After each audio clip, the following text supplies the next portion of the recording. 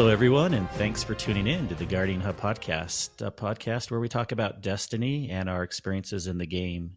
We spotlight different guests and communities and want to be a place to talk about uplifting experiences we have had. With me, as normal, is Sin. How are you doing? I am extremely well tonight, sir. Thank you for the introduction. How are you doing? You're still well. We're gonna have to keep a ranking of how well you are each week.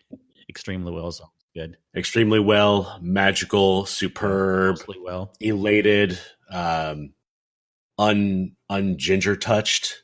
Yeah, we're gonna have to talk about that. We're definitely going to have to talk about that. Oh yeah.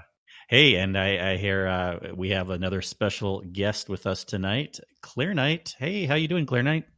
I'm doing well.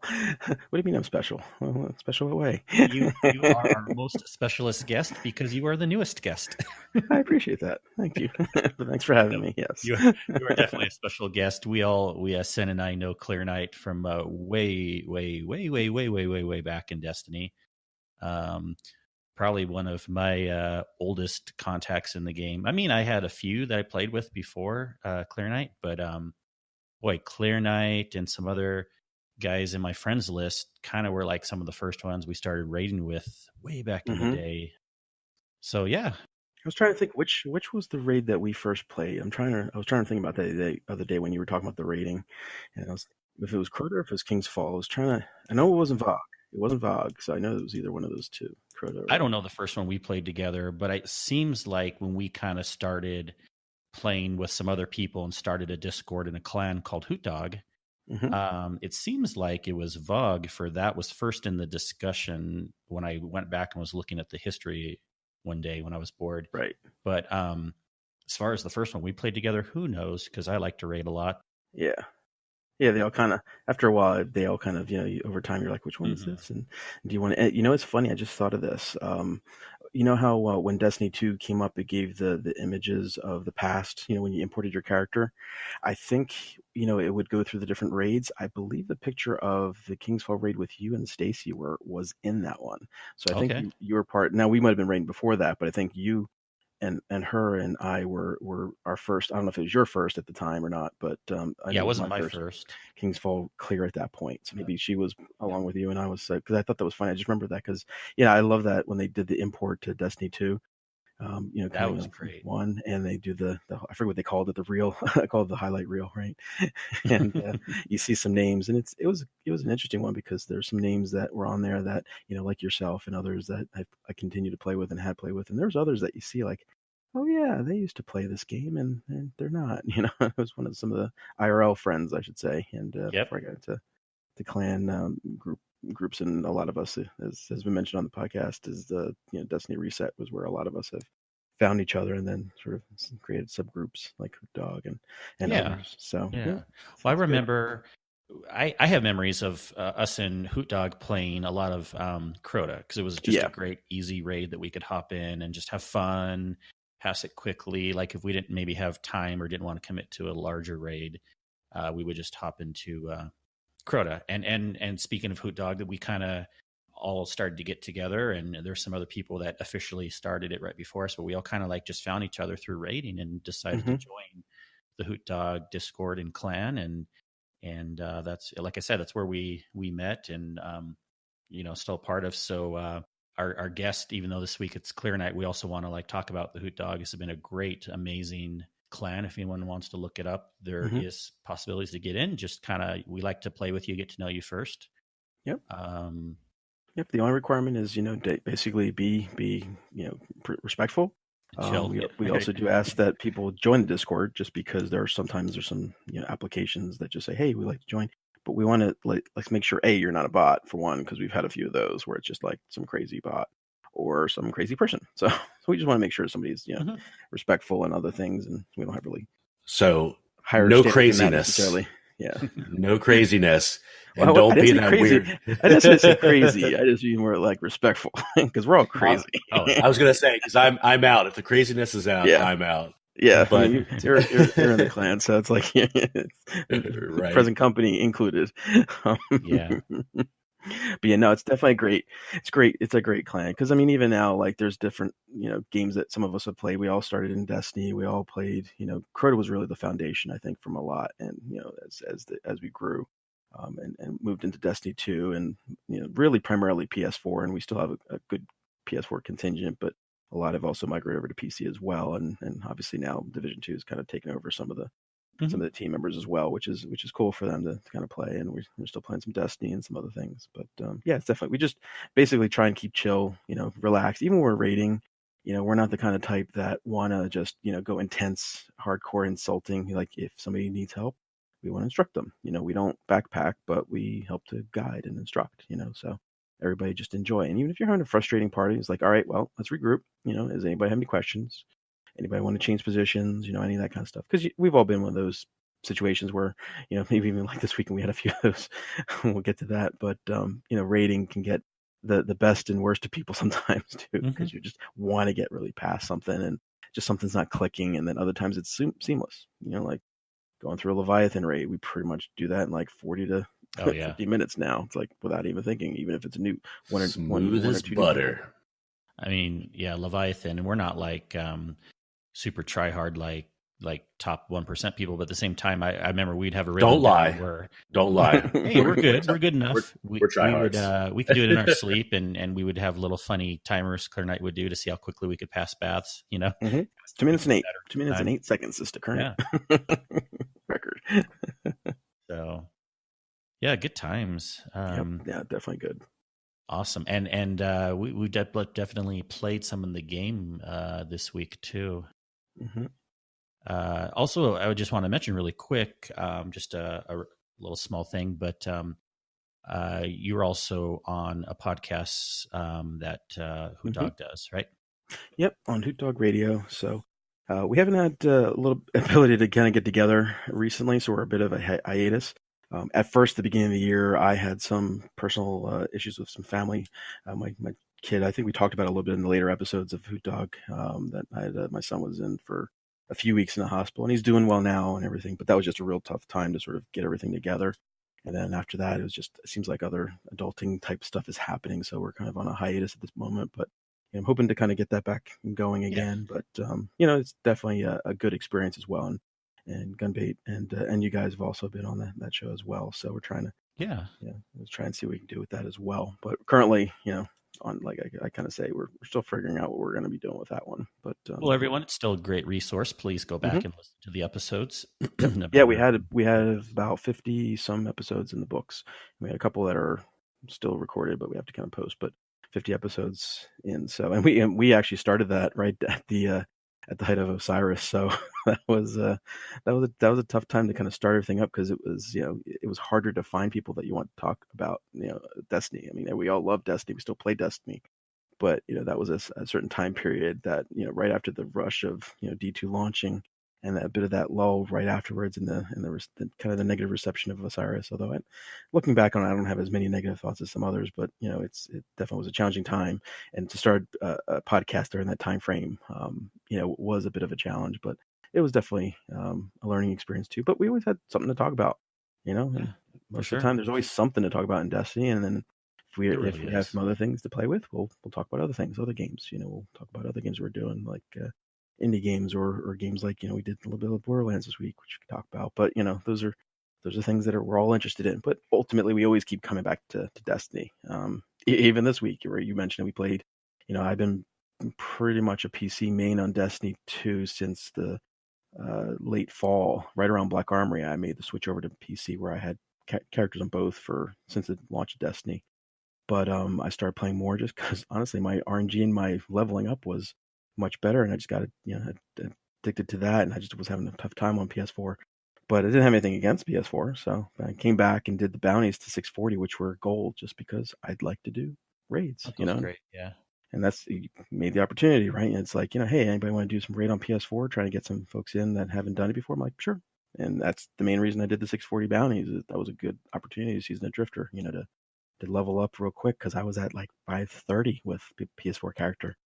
So, within an hour and a half, I was up to snuff and can help out. And we had some fun this weekend. Those are good. They should have had stuff like that maybe earlier on too, but at least they've done it now. Yeah. And here's a good tip too. They're going to be making them even better in the fact that I'll tell you one interesting thing. My son picked up those bounties, but they do have a timer and expiration if you don't do them. And then once you pick them up, they go away and you can't get them again. But Bungie did say in the update coming out on Tuesday that they will see if they have expired, and if you have not run them yet, you can pick them up again. So that's good. That's news. great. Yeah. Oh man. So yeah, there's lots to talk about. Let's talk about. I mean, we already kind of started, but like our week in gaming together. We did some raiding, and you helped us join some things over on the PS4 side. I think I'm trying to think if we did anything besides the Last Wish raid, but I kind of wanted to start it as like a way to get my son through the raid. Yeah, and that's what you joined us in. And Sin was there on the second night, not the first night. That was a lot of fun that night. I'm just going to say it was more fun the second night. no tarnish on anybody we played with in the first night. It just was there was some interesting talk because exactly. I think your son opened up a little bit more. He was actually we played him before. I remember helping him through Leviathan. I think the first time way back when. I forget exactly when, but I remember joining in on that too to help him do his first Leviathan pass. And very respectful, very listened to directions easily, and we got him through pretty easily. Leviathan, though, I think is a lot more straightforward, and we just are a lot more experienced with that. And we all have great Last Wish experience as well, but I think it's a little bit more challenging from a mechanic standpoint. So not in a bad way, just in a good way. But yeah, it was fun kind of doing that. So him opening up a little bit more, I'll say, on Saturday night, giving a little bit of fun talk and banter, specifically with Mr. Sin here and others. Yeah, we're gonna announce it like straight out on the podcast. We are already marrying off Kingsley's son to my daughter, and they're 5 years apart. He is 13 and she is 8, so it's officially announced. Of course, we got to make sure down the road when it's more appropriate. But... She's got to be at least 18. So yes. So he's going to be 23. He's going to be waiting a while. I'm sorry. Yeah. That's okay. Did you get the dowry yet? Just making sure, Kingsley. Yeah, I remember that. Thanks for this call, isn't it? Okay. Sin, you will get half the podcast. All right. Sold. Oh, good times. But yeah, I mean, I love running raids, as everyone knows, as I've mentioned on the podcast before, and it was good to have you in there again, Clearnite, and it was fun to do Last Wish. What are your feelings on the raid? You've obviously run the raid before, but maybe it's been a little while, maybe it hasn't. But what are your thoughts still on the raid? What do you like or don't like about it, or what's hard or easy? I really do love the raid. It's funny because I mentioned as I switched to main on PC, back right before the Black Armory, and I was having trouble leveling up to get to raid Forsaken raid level. So all my raid experience with Last Wish up until this weekend has been PC. So, and with that, I was running with, Dirty Bird and Ferg and Dino and a few others that have done it quite a bit. And so running with them is like, easy mode because they've done it like 20 plus times, and et cetera. Actually, I think I'm underselling it there. That they're at the point I joined in, I think they had already done 20. They've done some more, so it was definitely fun on that. So, but coming back to PS4, it was definitely fun, and it's I think in terms of all raids so far, I haven't actually gotten my toes into the Scourge yet. I've watched it and I know the mechanics and such. Just haven't had a chance to kind of play and get to that level until more recently.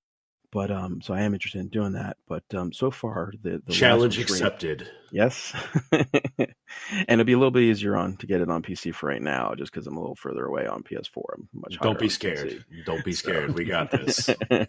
We got this. And I know that we have a lot of team members in Hoot and others that have done it quite a bit, so there's definitely a lot of experience there as well. But Last Wish definitely is one of my favorite raids, and that includes D1 ones. I think I really enjoy the mechanic of this one. In many ways, it reminds me of King's Fall, and just because of maybe it's the sort of like that epic nature. I'm kind of giving a little bit of Bungie PR on this, and that's how they sold it to us. But I think I really do believe one of the things. I mean, I like the Leviathan. Don't get me wrong. I actually do like the Leviathans probably more than most, because I always look at it as a game show. Like, hey, come on down, and I was going to test you out. And I always like the rotation. I think the coolest thing about Leviathan, even though it's been done already, for almost probably a year and a half plus. And the rotation of the different challenges, and eventually you get the house, but at least the dogs and the pools and everything kind of rotate. I think that's a really cool mechanic. I think that's always been really neat. So I do enjoy that, and just whenever you can succeed after a while, it's just it's comfort. So we've helped a lot of people getting through that raid. So there's definitely a fondness to that. But overall, I think pretty much any of the D1 raids I still like more than that one. So I think it's fun to play, but I still enjoy. My favorite is probably still, everybody kind of uses Vogue. I probably will say the revised Crota became my favorite. Like, not the original Crota because it was buggy when it first launched with the Dark Below. I didn't really play it that often back then, and then they started to patch it, and I wasn't part of the whole, unplug the LAN cable or anything like that, or try and float across the bridge with the sword. Just wasn't into the cheesing at the time, but I do like Crota. But the VOG is always very good. Kingsfall, I love Kingsfall. It's just there's so much time commitment to Kingsfall. I don't think there's ever been a time where Kingsfall hasn't taken multiple hours for that. But nights, I always thought that was and nights, exactly. Because most of us are, I don't like the term casual, but I think we have limited time. Casual would mean that I'm not playing from 9 o'clock at night to 2 a.m. That's not to me very casual. But just because that's the only time I can play. But I do enjoy Kingsfall a lot, and it took a while before I get to the point where I could play Kingsfall, because that year I really didn't have a group that I was playing with. All my friends had stopped playing for the most part, and so I was looking for it. So I didn't have a clan at the time. That's where I kind of eventually got into DRP and etc. But that's still probably my favorite raid, is probably Kingsfall in terms of overall grandeur, but for fun factor, I just jump into Crota, and it's just fun. So even the hard mode, I like the hard mode. Oh, yeah. Crota, when they redid it, like you said, they've added some fun mechanics. And then also, if you run it on the hard mode, it actually is a bit challenging, especially if you're trying to do all the challenges where you have to do certain things and time requirements. And I had to run it with some pretty hardcore groups to finally get some of those passed. And so, people shouldn't sleep on challenge mode of Crota, although very rare people are going back into it these days. But it was a good time. It was an excellent thing they did, I like the redo too, where they added the additional swords of that after you cross the bridge, and we do as we joke, choppy. But it's a lot of fun. Like the fact that they went back and remastered that raid, improved the quality, got rid of a lot of the cheeses, actually all the cheeses that were really significant, and made it a raid. Because they used to always joke that it was more of a strike in terms of length, but honestly, to me, it has mechanics, so to me that's always fun.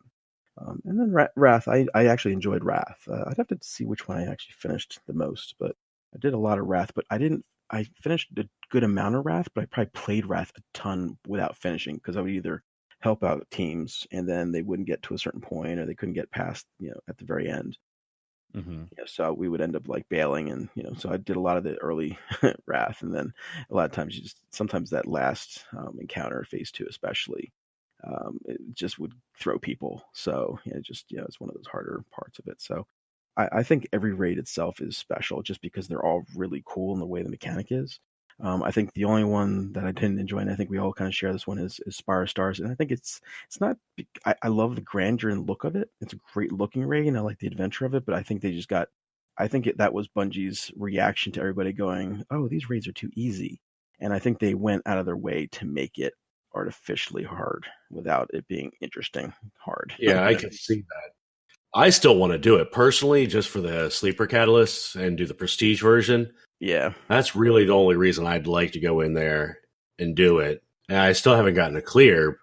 I don't even have to clear because I think the catalyst can drop at any point. Yeah, but for me, that's my only reasoning right now to go and do that particular raid. But I do remember Wrath, like you said, Clearnite. There's a lot of we spent tons of hours in it, not necessarily getting it clear. I remember spending one night hours inside the I don't remember the boss's name, but the room. Axis, or is he the first one? Yeah, Axis is the main boss, second. I believe. Yep. Where you're in the room and you got to sniper or shoot the monitors, and then you have the white phase where you have to slide under the doors. I remember spending hours and hours in that room. Just getting the rhythm down and just trying to get the pass. And then, but that was probably the one raid that I played the most, just from being in the Destiny so late in the game. I did enjoy Crota. My personal thing, I never really got much into Kingsfall, and I know a lot of people love that raid. But the times that I played it, it always seemed like it took significantly longer, and there was always trouble passing it with the groups I was running with. And I think I finally did get 1 or 2 completions, but I think for me, because I was so involved in Wrath, I ended up really enjoying and falling in love with that one from D1. Yeah. Yep. Yeah.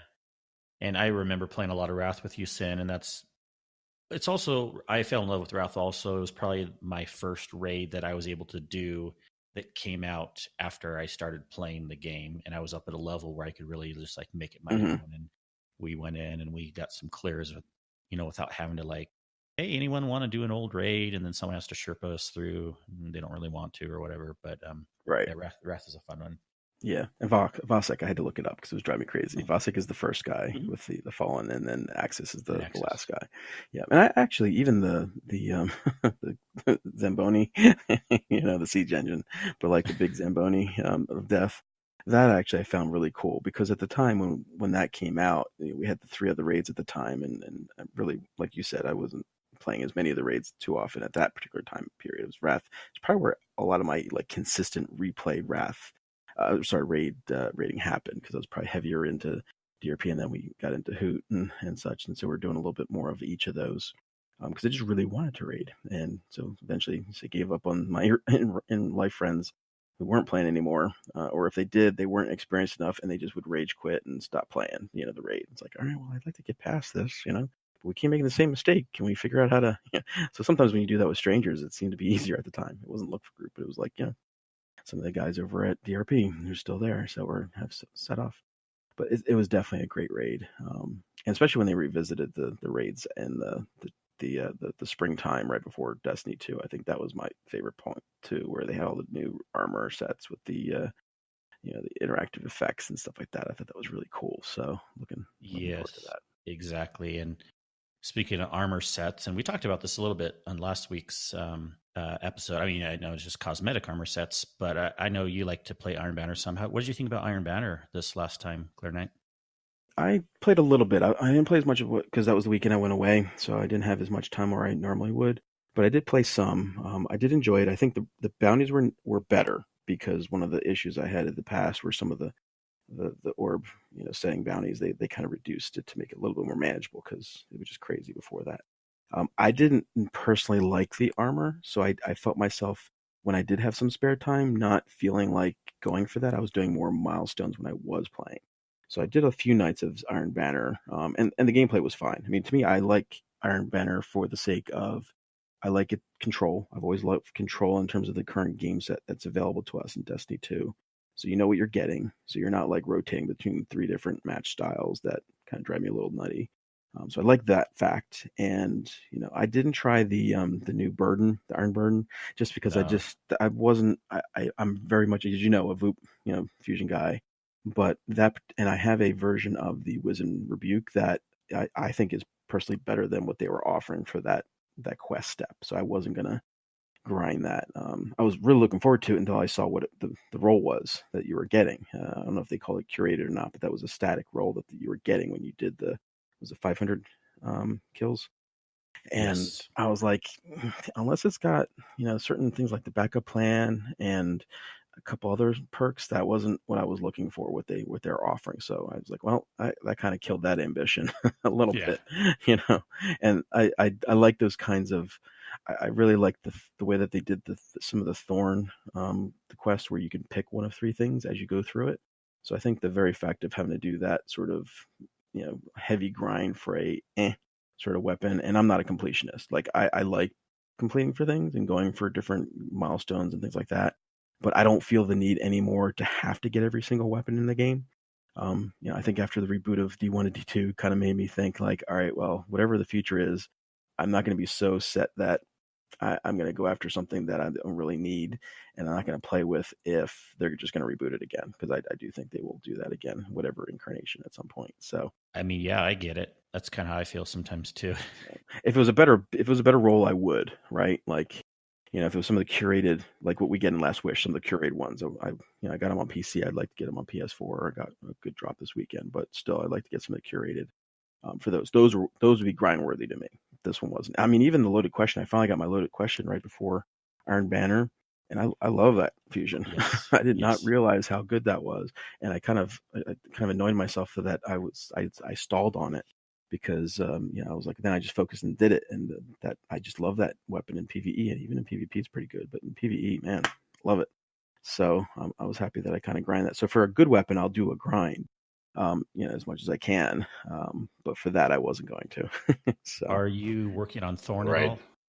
I am. I'm not like focused on doing it. What I'm trying to do is, as I'm getting my milestones, I'm trying to double up and do the same things that I have to do. Yeah.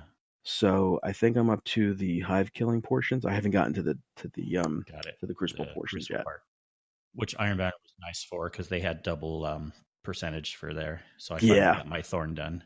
If I had been able to play like Friday, Saturday, Sunday, I probably would have gone a little bit more into Iron Banner, but I was away for that weekend. So I was the only thing. Sometimes it seems like Iron Banner comes on either a holiday or a time where I'm not away or I'm away. You'll just have to prepare a little bit more in advance this next time. Yeah. So that way you can have, if you're like me and suck at competitive or have no desire to go into competitive, get up to that Iron Banner step for the void kills for Thorn, and then just save it for that timing. But yeah, you could certainly double up a lot of your quests. So we talked about that one other time. When I switched to PC, that's exactly what I did. Doubled up on a lot of the quests and pursuits to kind of maximize your time value of what you're getting out of your actual time to play. Yeah, definitely. I mean, even with loaded question, anytime I was actually specifically going to go for the completions on those, I always make sure I would have an arc fusion rifle because, I think it was either main ingredient or another fusion rifle that I had.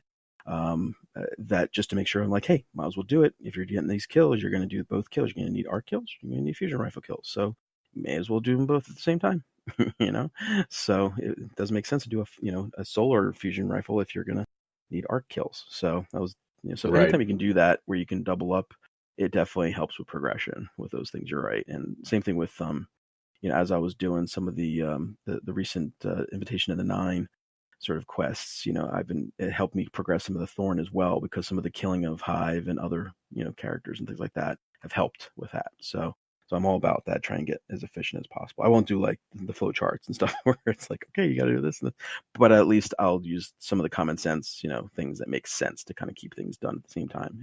Anytime you can double up, it's great. Right. Yeah. Awesome. One last question on Destiny, or we can still talk about Destiny. I want to hear some things that Sin's done this week too. But let's talk quickly about, how do you feel about the annual pass so far? What do you like or not like about it? And as a separate question, because I have separate answers myself, so maybe you don't, but has it been worth the money? Yeah, that's when if you asked me that a month ago, I probably would have a slightly more negative and not as good of an answer and reaction of it, right? Because I think my thoughts on Black Armory, I was a little frustrated with the way that they kind of did that, and I think they've learned a lesson. So I'm always good with Destiny. You have to kind of give the feedback, and Bungie will listen and they'll improve, like the bounties, right? I think that's a great example. Offering those 640 bounties as part of the Season of the Drifter, huge. I think that is a very important thing. I think they obviously should have done it during the Black Armor, but actually, if they didn't do it, they actually listened and they added that. So I think in that case, that to me is a good deal. I think it's been a peculiar thing for me with the annual pass. I think up until Last Word, you had to have the annual pass, I believe, for Last Word, correct? I think that was probably the first thing that I would have thought is required for that's the first time I thought that the annual pass probably was worth going to have, because I think until you get to a certain light level, the annual pass is kind of meaningless. Until you get to that higher level, like anything over probably 620, 630, something like that. I think most of the activities you don't need the annual pass. There's nothing that I can think of that until just recently that you needed to do it other than some of those later stages. So Black Armory, you really couldn't do most of those Black Armory things if you were less than, sure you could do them at 610, but like realistically, to get through a lot of those 630, 640, right? So I think especially as the forges got longer. So I'm in better state with annual pass, because honestly, as you kind of look at it and you break it down, number of months, number of seasons and all that kind of stuff, it ultimately isn't that expensive. But I've kind of been disappointed with what the annual pass has been giving you versus what the live team's given us, right? I think I've been more interested in like the lore and other things like the invitations of the 9. I don't think you need the annual pass for that, right? I think I know you need it for the 640, but I wasn't sure if you needed it for the invitations of the 9. No, I don't think so.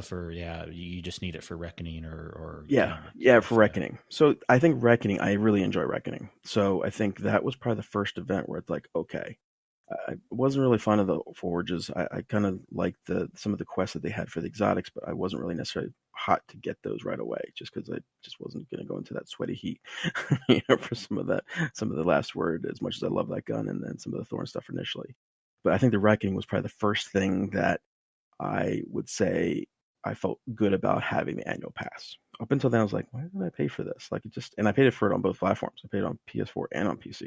Oh yeah, me too. I did double. So when people start talking about next year and what they want to do, I think my request would be, I don't have a problem with an annual pass as long as there's a little bit more in terms of what the focus of it providing to you. I think the Season of the Drifter is a turning point for me. I think I like Season of the Drifter. I think I like what I've seen so far, and I feel like I'm getting a little bit more value from the annual pass, because there was a couple times in recent times I've been trying to get some friends that haven't played in a while, or have kind of gone off even before Forsaken. They got frustrated and they're like, well, no, Forsaken was really good, and they're really hard to get them back in. Like, but I'm not doing the annual pass. So like, you don't need to do the annual pass. But then the only thing recently was that 640 bounty. That would have been a really nice enticer. Like, well, I'm so far behind anyway. They were probably like, I don't know what was pre-Forsaken, right? It would have been before 500, I think, maybe 400 was the light level. So, there's no way they're going to be able to play anything recent if they're at under 400. So having those like advancements would be nice. But yeah, I've kind of been, I probably would give it a C plus right now. It's like, if you asked me back in the last season, last season, I would probably have given it an F. I'm like, I was actively telling people, do not buy that pass if you haven't already gotten it until you get to a certain light level, because it's meaningless. Because it really was. There wasn't anything that you needed it for. Now you're starting to see things where it's more enticing. So I think that's part of the model. You need to give something good in order to make you feel good about paying for it, especially if you're paying for it twice, and I wasn't until recently.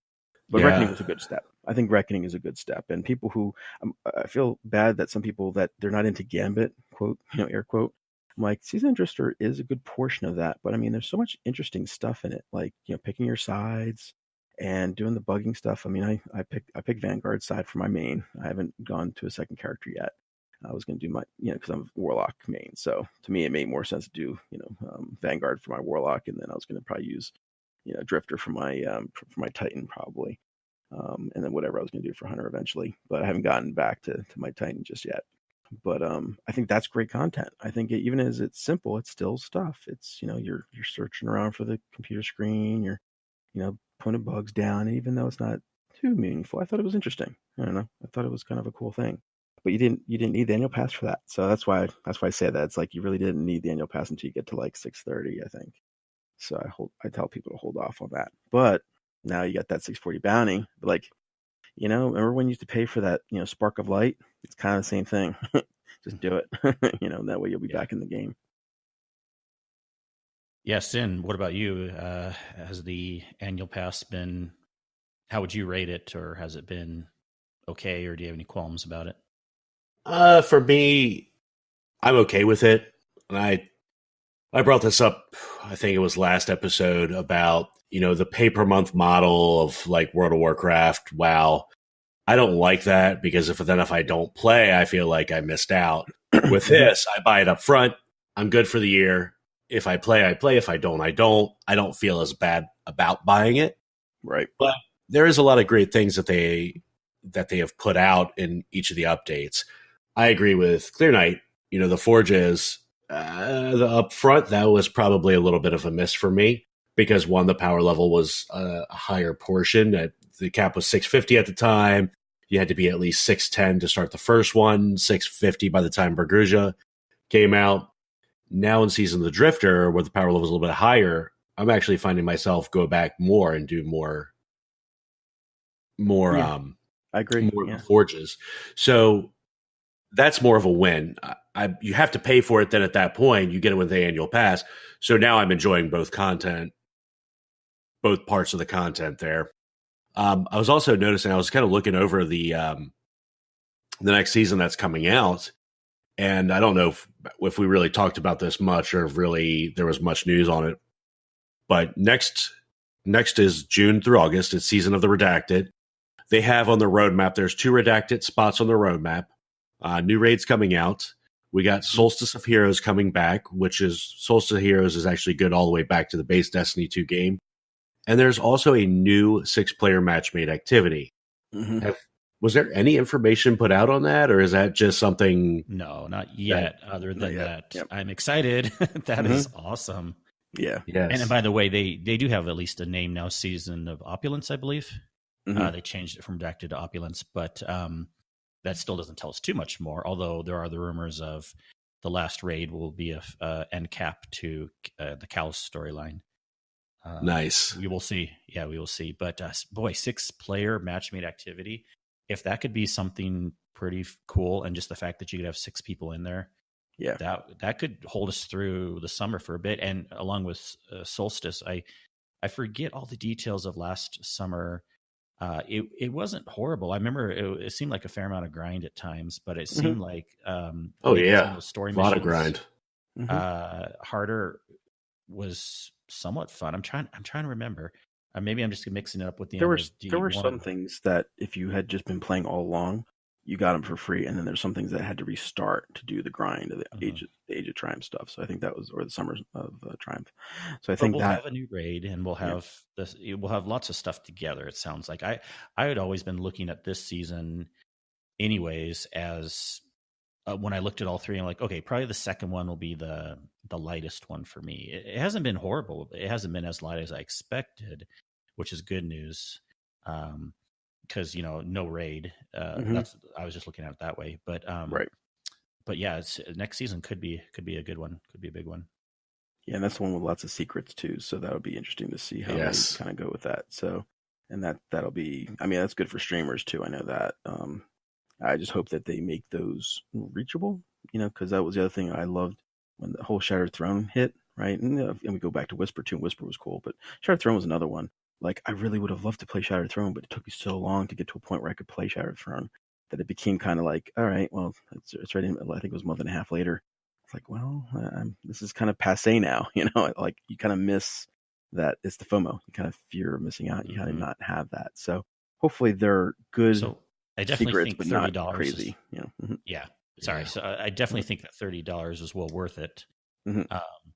I do feel at times, and I'm not really saying like it's necessarily worse, because there was times in the old format where we could go months without anything, but I still feel like I want more. Pretty much everyone feels that way. I wish there was ways we could have more loot, more weapons to pick from, more ways to grind for weapons, where I don't mind grind if it's increasing our weapons, but there's really, right, other than masterwork here and there's not much we can really grind for to increase our weapons. No. I think this is my last thought on it too, is the only thing I really do miss them adding, and I wish they could have done this maybe as part of the annual pass, is new strikes. Because the only thing I'll say is kind of gets annoying to me is everything that we do in every season, we always end up going back to the same strike, which I like. It's cool, especially when they revise it, like the Thorn one. I've helped actually a few people do the Thorn, and I haven't gotten the Thorn yet, but I've helped people on that quest. So I love the way they did that. It's hard. It's challenging. It's a really cool little thing at the end to make sure you kill all bosses at the end. Don't do too quick, otherwise we get screwed. But I really wish they had more strikes. I think that was the one thing I really missed. Yeah, we didn't know, but when we did get a couple of the spring of Taken Spring and such, you got at least 1 or 2 new strikes. So I really kind of wish, if they do the same kind of approach next year, where if they don't do a large DLC, which I hope they really do, but we don't know. If they're going to do an annual pass, that would be my one recommendation, is you got to add either some new lost sectors, change the lost sectors around, or add some strikes, and some game modes like Crucible. But like that would be my wish list, because I love these strikes. They're actually good, and I like the fact that the strikes that were added, the 3 strikes are at 3, I think, Forsaken, those are great. I love having those. I want more of those strikes, because you end up doing a lot of those during nightfalls and etc. So I'd like to see more strikes. I don't even mind if they like redo strikes or redo Mhm. story missions. They shouldn't just do that. New ones are even better, but I don't even mind like, yeah, go through the story mission backwards and add some new mechanics and new enemies. I mean, it's Yeah, better than nothing. like the know? Paradox, right? There was Yep. I think it was the Paradox one, yeah, where you kind of had to go back at the end of it and you had to go find the or the Black Hammer, or you know, that was you know, or something redoing you needed. strikes, Sepix Prime, you know, with Yeah, just even changing the music and making it a lot harder, just totally Mhm. brought it back to life. Yep. Yeah, no, definitely, it'd be really great. So, Well, we always have, you know, things. We love the game, and we always have things we want to make it better too. Yep. Sin, anything else interesting you've done in Destiny this week? Before we move on to a couple other topics. Not really. Just the raid was really the big fun moment of the week. Yeah. Capped off my long work week for sure. Other than that, I focused a little bit earlier today on Gambit. Had some crap show of matchmaking in regular Gambit, mind you. It was awful. But I made some progress on my third and final reset that I need for Dredgen. I'm about 10,000 points now. Need 5,000 more for that reset, and I'll have that one in the bag.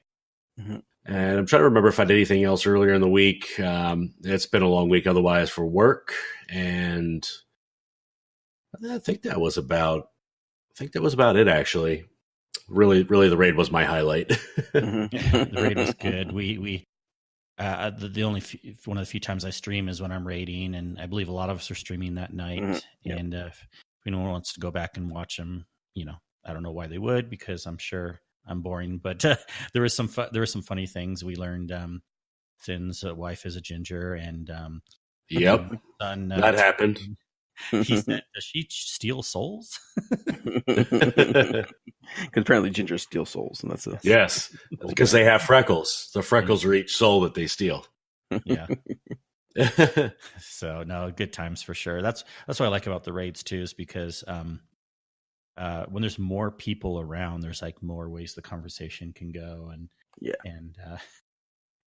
I you know, I had my son in, so I was just like, I was more focused than I should have been. I actually usually like just going on the random conversations. I was like, oh, it's getting late. He needs to go to bed. But like, right. I love the raids normally because like you can just talk about the most random stuff.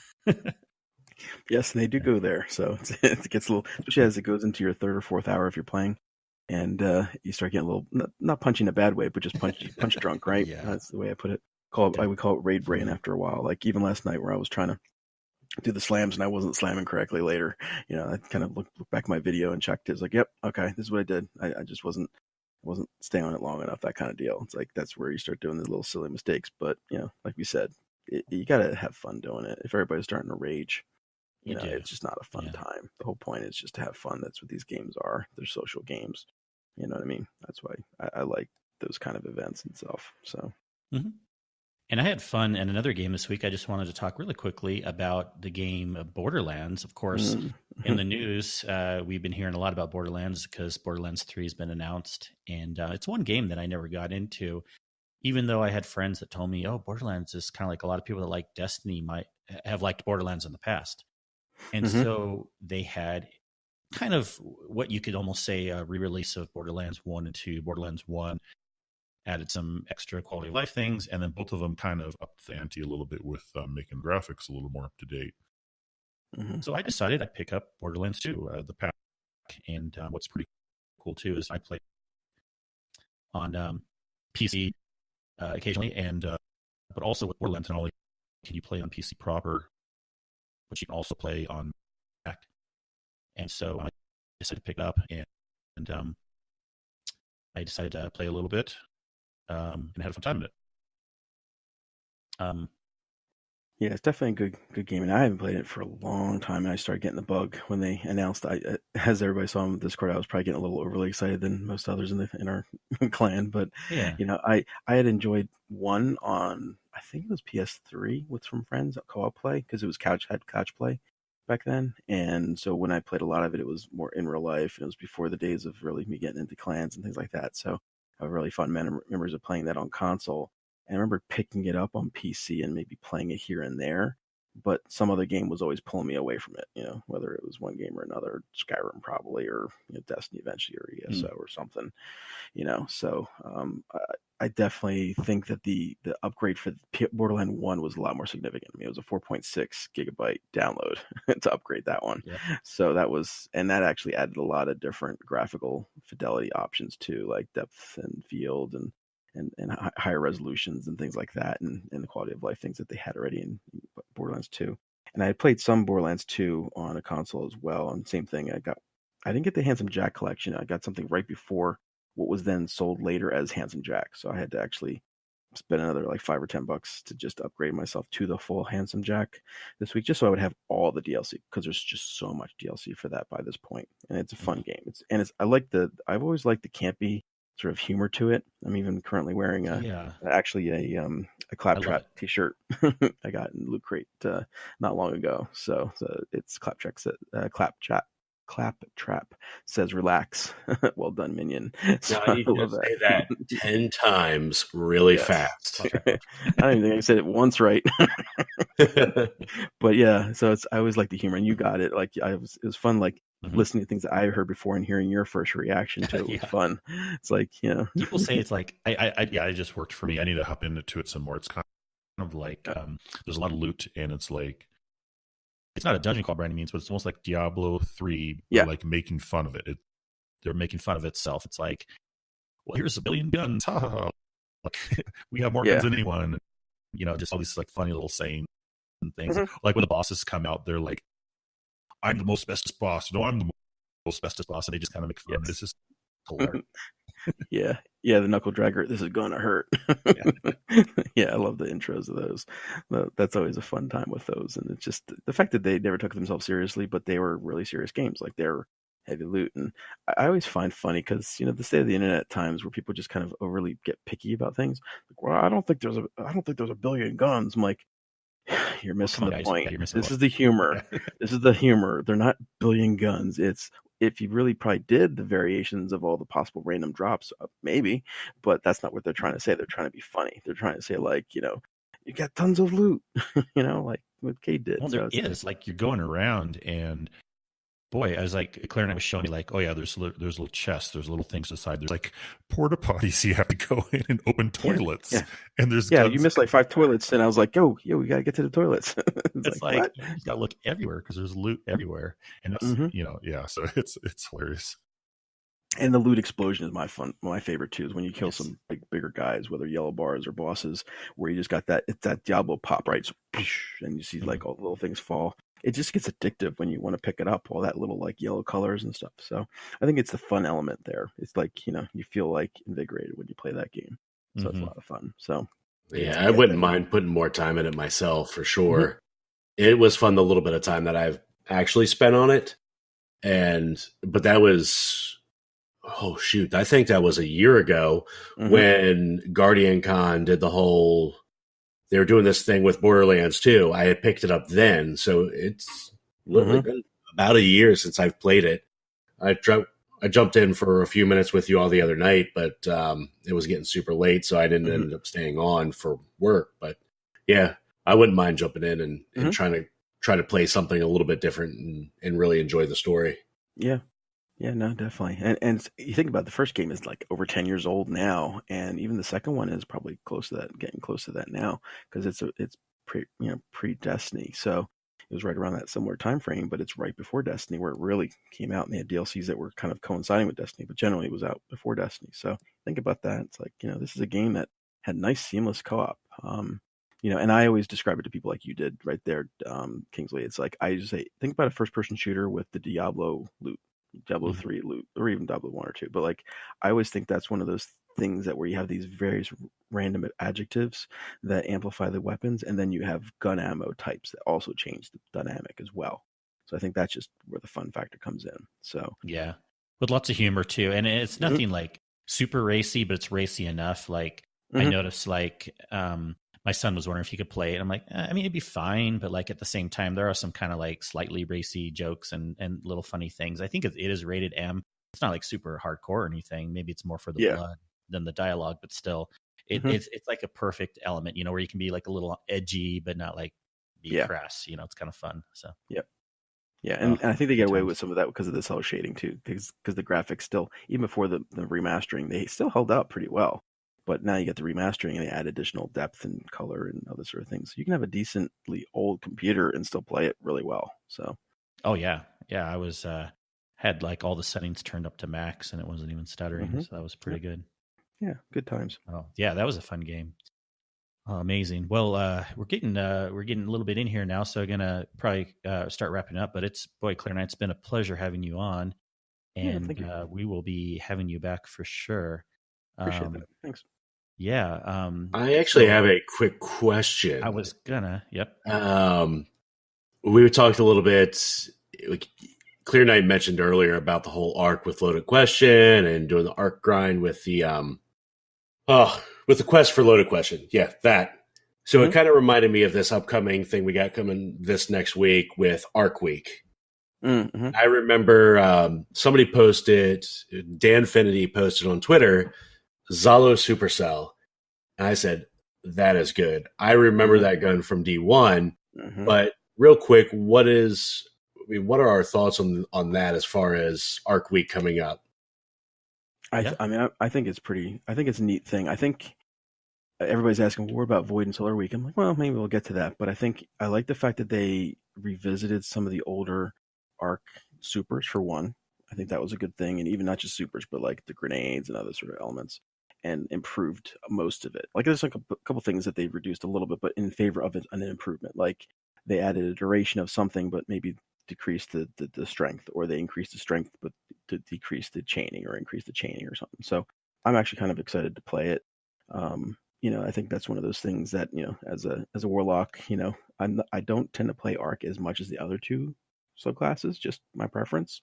But I do enjoy Tickle Fingers, but not something I play in PvP. But in PvE it's useful, although I will try other things, like especially now Void block is really hard to avoid now with the skull. Just so much fun, repeated novas. But I am actually kind of excited to see what that actually is. I like the perks, I like the benefits, and I'm glad that they aren't temporary. I didn't think they would be, but they did clarify that it was permanent rebalancing of those things. I think that's cool. I think what's the other arc gun? You mentioned Zalo, but from D1 that gun is what's the submachine gun? That's the Risk Runner. Risk Runner. I will probably end up using Risk Runner. Yeah, I have a feeling. Yeah, that one will be. I'll probably have to pull that out of collection, because that's a funny story. When I started for short one, by the way, when I started PC, the first exotic I think that had drop was probably Risk Runner.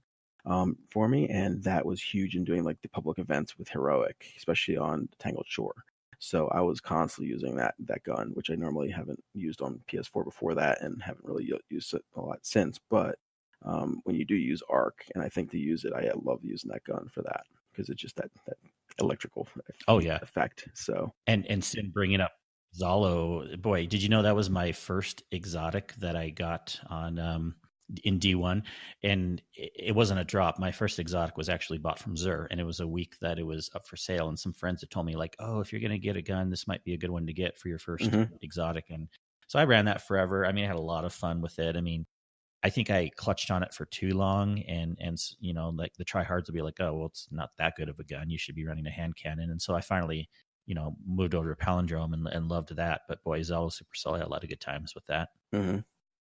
Yeah, I want to say that was one of my first exotics as well. And I think it was a similar scenario where I got mine from Zur.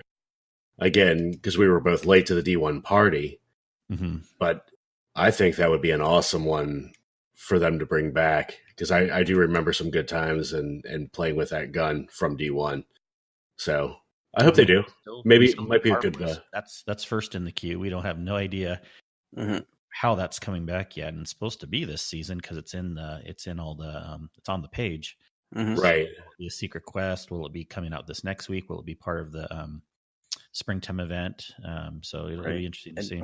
And do they remaster it a little bit, like, or tweak it? Because it was a good gun, but it had a little bit of shakiness to it. Do they make it a little more refined, or as they've done with every other gun, they've kind of touched it? So right. And I'm actually really happy about Thunderlord too. I got Thunderlord on both platforms when it was out that time, but I know there's some that kind of either migrated to a different platform, or they just didn't do it on their original platform. The very fact that they can now do the the Thunderlord. Even though it's a drop, it's hard to get those drops, right? So I like the fact that they brought back the quest, and for those people who could experience the lore of that quest, I think that was a thing that I didn't like that they cut. At time based that one. I understand it, but that was some really fun lore and some especially retro going back to D1. I'm going excited back for my son to see it. Cosmodrome. So I'm happy that they did put that back in there too. That was yeah, for sure.